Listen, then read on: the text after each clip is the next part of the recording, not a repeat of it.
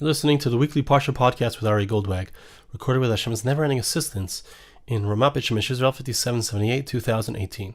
This week's Parsha is Parshas Devarim, and I'm always interested to try to understand. We always have Parshas Devarim right before Tisha B'Av, which is when we commemorate the destruction of the first and second temples, the Batei Mikdash, and many other tragedies that occurred on this day, which are all a result, all of the exile of the Jewish people is a result of the destruction of the temple. So why do we read Parshas Devarim? It always falls out right before Tisha B'Av, and in this week, so Tisha B'Av is Shabbos. We fast on Sunday.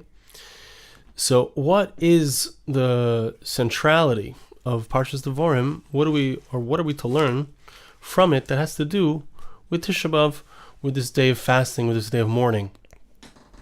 And I believe that there are numerous different instances within the Parsha that have to do with Tisha B'Av. One of them is there's a description of the fact that the Jewish people cried and were therefore decreed that they stay in the wilderness for 40 years. And that's something that occurred on Tisha B'Av.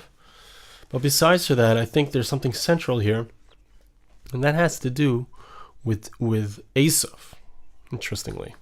There's a whole section in the Medrash.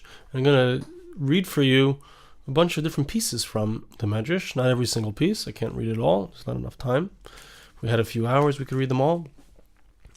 But here it refers to the people of Edom, the people of Esav. Chapter 2, verse 2, it says like this. I'll read a few psukim, a few verses. Vayomer Hashem Elai lemor. God said to me as follows: Rav lachem sevis hahar hazeh. You no longer need to be surrounding this mountain. Pinu lachem tzafona. Turn north. Vesa'am tzav lemor. And command the nation as follows. Atem ayvrim begvul achechem b'nei Esav. You are passing over into the borders of your brothers, the children of Esav, of Esau, hayoshvim b'seir, who live in Seir. V'yiru mikem v'nishmartem oid. They will be afraid of you, and you should be very careful. Al tizgaru bam. Don't start up with them. Ki lo yaten lachem me'artzam. I will not give you any piece of their land. Ad midrach kaf rogel, even a spot for you to stand. Ki Yerusha le'Esav, Satyas har Seir. Esav, interestingly, is referred to as the brother of the Jewish people, and his great-grandchildren were considered brothers in a certain way. And this place, this location where they lived, which was called Seir, was specifically an inheritance for the children of Esav. Jewish people are not to get anything from that place. You can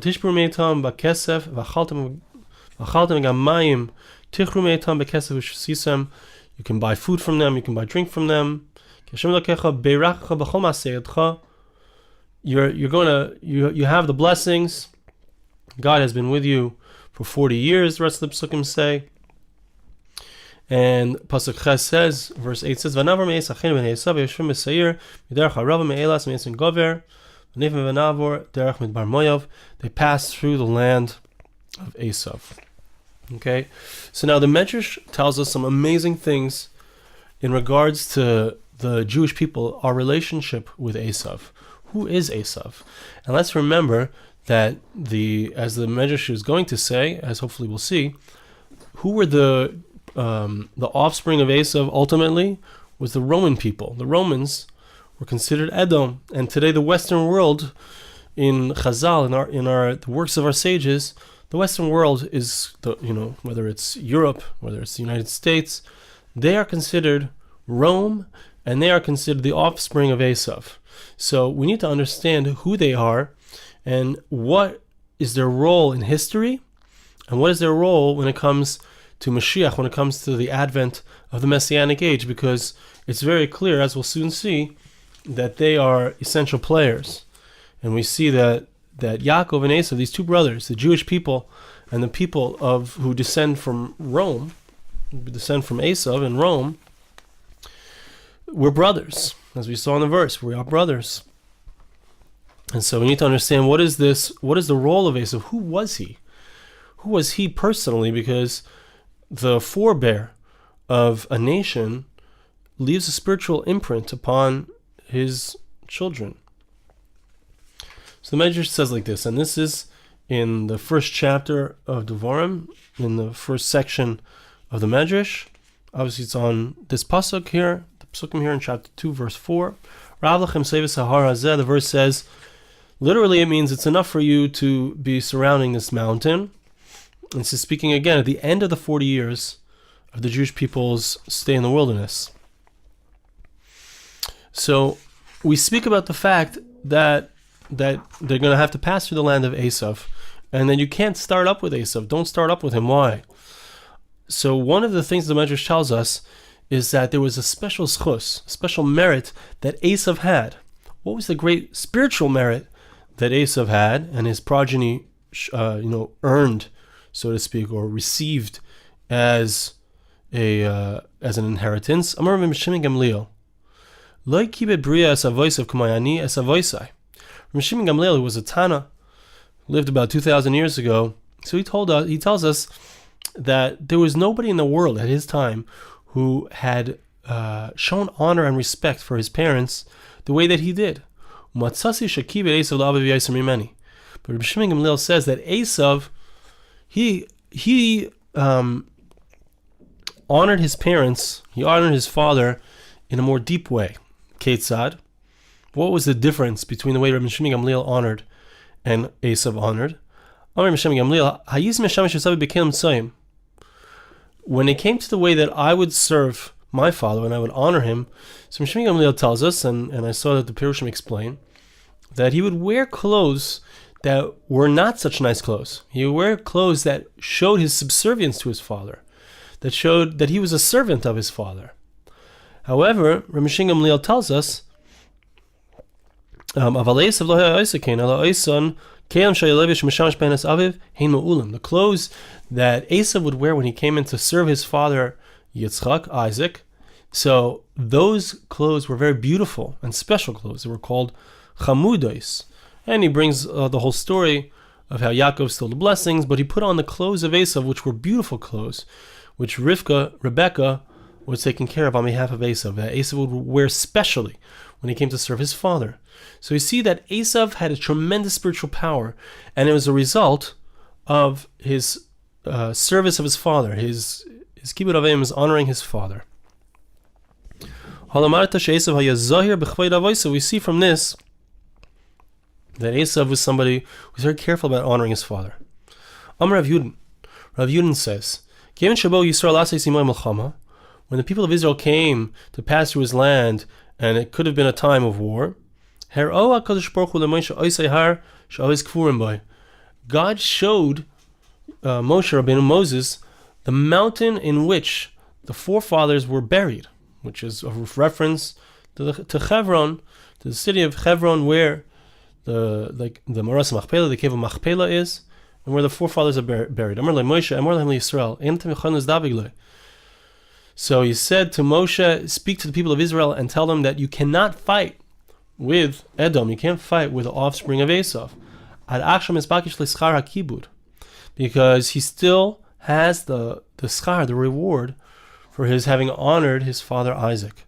He honored those who were buried on this mountain, the mountain of Hebron. How do we know? The verse says, you can't,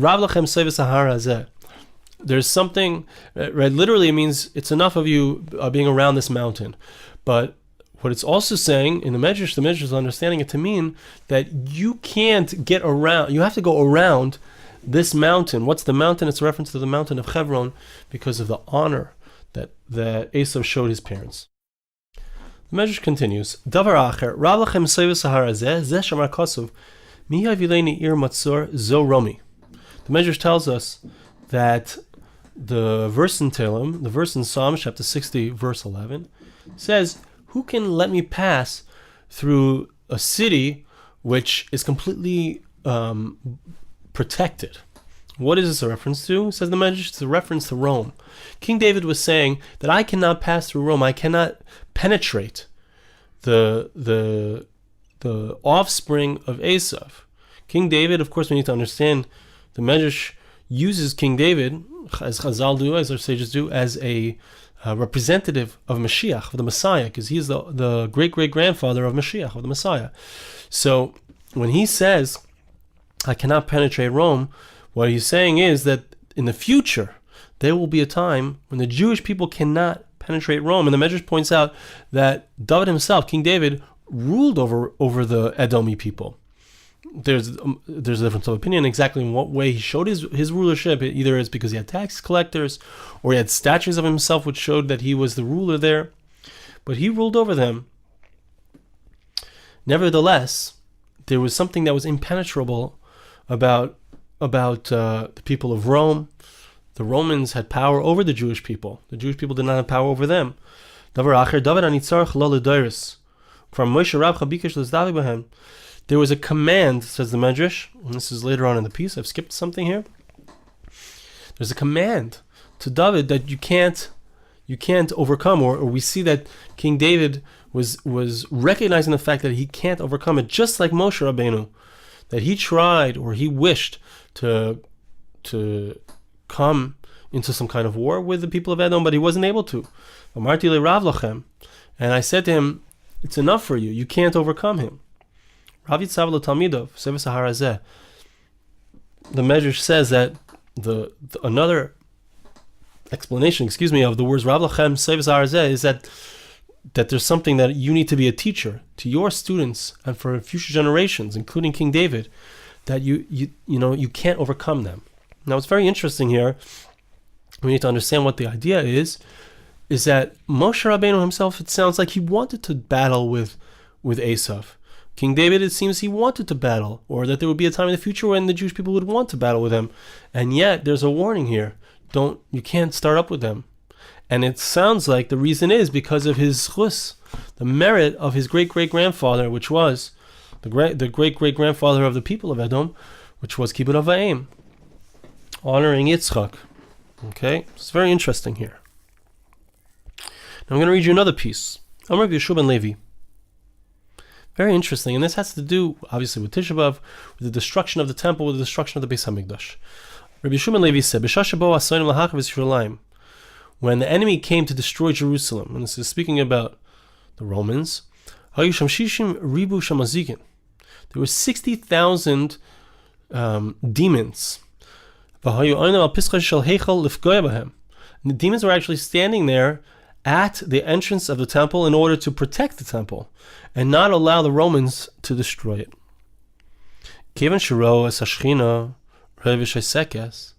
But then the demons saw that the divine presence was there, and the divine presence was not stopping the Romans from coming in. So, how do we know that this is true? The verse in Eicha, in Lamentations, says that God turned away. He turned away his right hand, as it were, because of, or in front of the enemy. So, even though they had wanted to stand and destroy the enemy of the Jewish people, they let him pass through. Very interesting.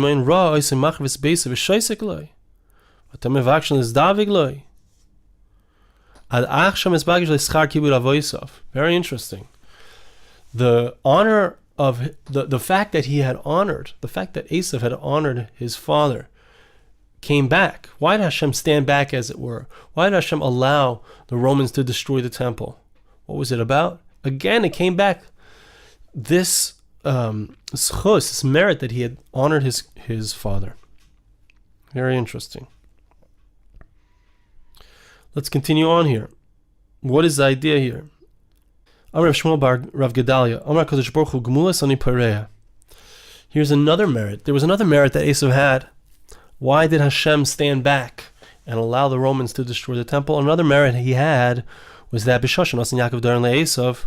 There's another thing that Hashem had to pay back, as it were, allow him to get through. And that is that when Yakov came back, when Jacob returned with his whole family and Esav was coming out to greet him with 400 battle-worthy men, so Yakov sent a dairin, a present, a gift. Ma'asa, Amar lo yesh li rav, lo titztahar.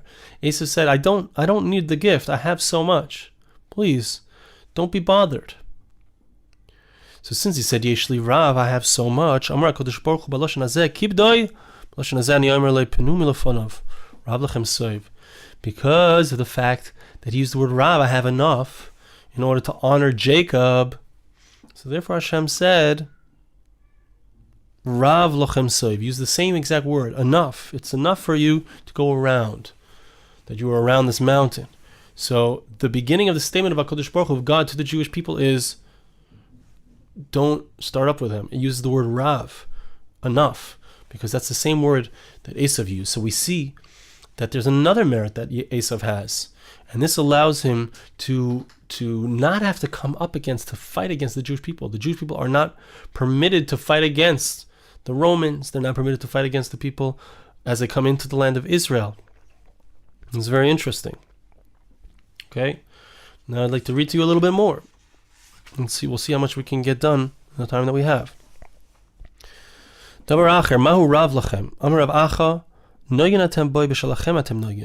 amazing, interesting medrash, that you can't start up with them. Why? Why can't you start? If you start up with them, you're starting up with yourselves. If you mess with their blessing, with the blessing of Esav, so you lose your own blessing, says the medrash. Kate said, Bracha achas bercha aviv. There was one blessing when Jacob stole the blessings from Esav. So there's one blessing that Esav did receive. That was v'achar b'chotichya, you shall live by your sword. Well, Yakov beirich eser brachos. Jacob received 10 blessings in that instance. If you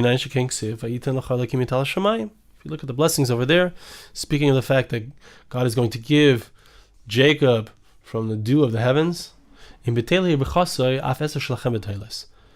you try to fight against them and you overcome Esav with the sword, which is his only blessing that he has, so then you will lose your 10 blessings. Rav lechem seif. So therefore, don't start up with him. Very interesting. Okay, so we see a number of different interesting concepts. Hopefully, we'll try to bring them together and get a picture of what is the idea that's going on. Amar B'chia, Amar Lahem. B'chia says that God said to the Jewish people, if you see that Esav is trying to start up with you, al tamdu kenegdei, do not stand in his way. Hide yourself from him.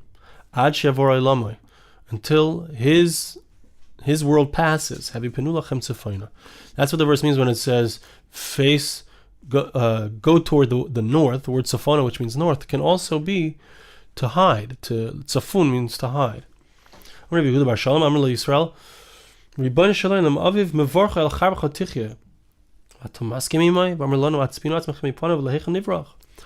So Jewish people said to God, they addressed God and said, our forefather Isaac, so he gave the blessing that you should live by your sword, and you agree with this blessing. Where are we supposed to run? You want us to hide ourselves. Where are we supposed to go? So what do we do? Where do we go when the war drums are beating? Where do we go? Where do we run away to? Run away to Torah. Because it says, go to the north, or go to the place of hiddenness. That's a reference to Torah. There's hidden within the Torah, for those who are righteous, there is something which gives them strength, and it gives them salvation. Wait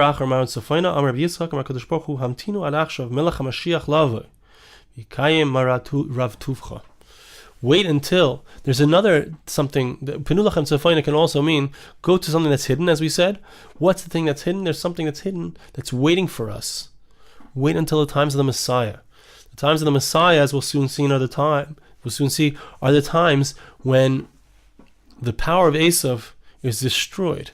Even though, yes, he had power for many, many millennia as a result of his serving his father, as a result of showing kindness and honor to his father, as well as a certain level of honor toward his brother Jacob.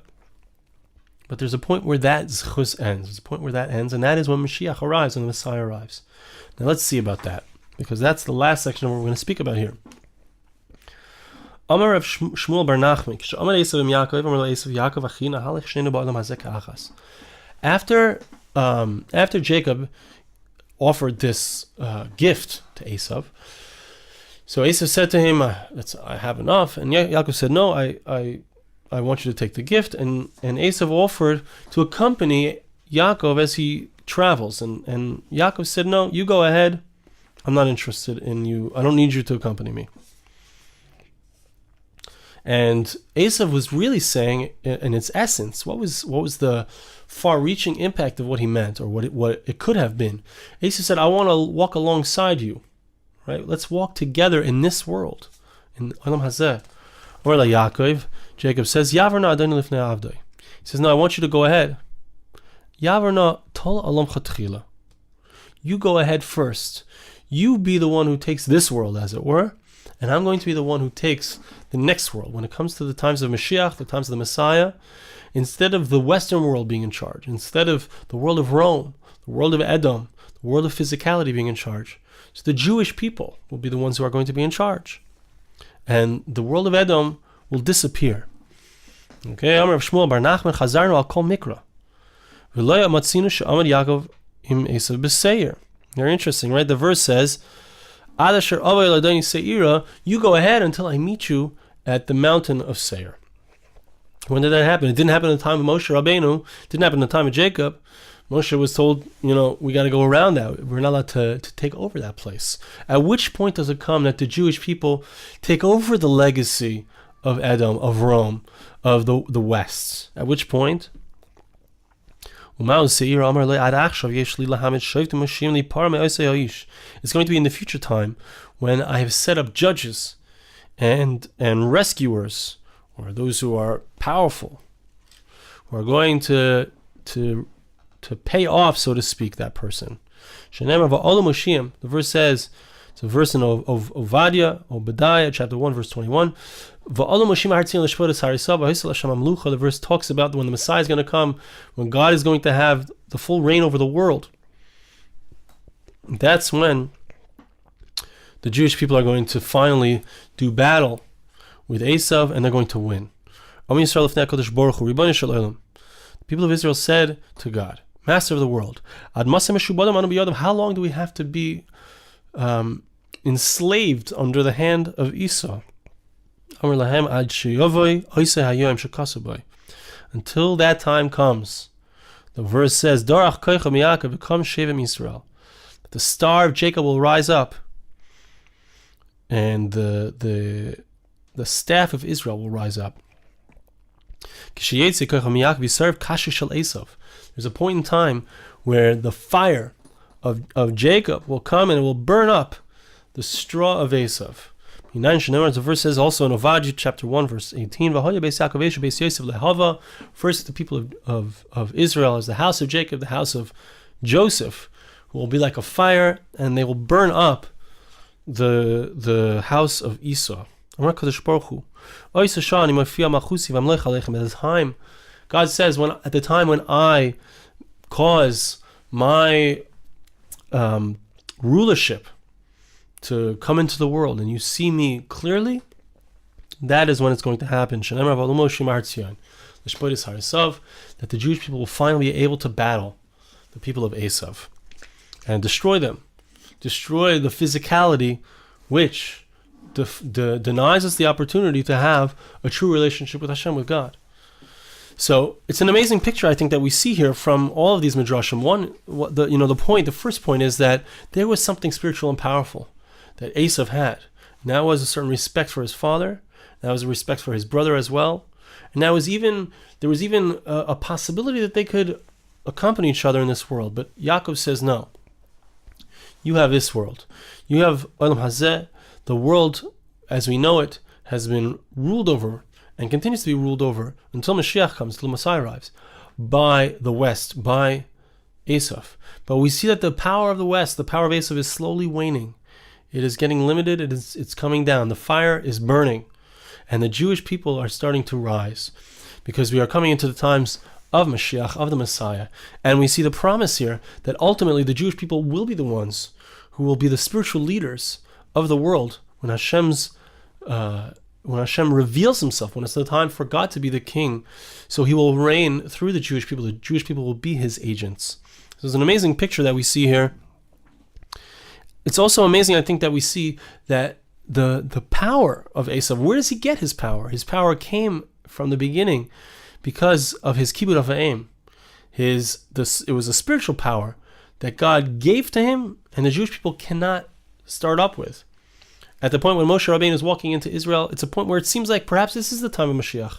No, it's not yet the time. King David thinks that perhaps he is the one who's going to be the Messiah, who's going to herald the advent of that age. No, it's not King David either. The time is waiting for us. Somehow, the Jewish people are standing up in our present time, and the time will be soon when indeed we will be we will merit to see that the one who destroyed the temple, the one who destroyed the spiritual worlds that Yakov, that Jacob, the people of Israel have tried to build, ultimately he will be vanquished, and the Jewish people will rise up. The star will come out from Jacob, and it will rise, the staff of the leadership of the Jewish people. So I want to bless you and ask you to bless me. Hashem should help us to recognize that this is something that's going to happen soon. Hashem should help us to be zeicha, to merit, to see the ultimate rising of the Jewish people with the advent of Mashiach. When Hashem reveals himself, may it be speedily and in our days. Thank you so much for listening. Have a wonderful Shabbos and an easy fast. This podcast was made possible through the gracious donations of listeners like you. For more podcasts like this, please visit www.arigoldwag.com or search on iTunes Ari Goldwag.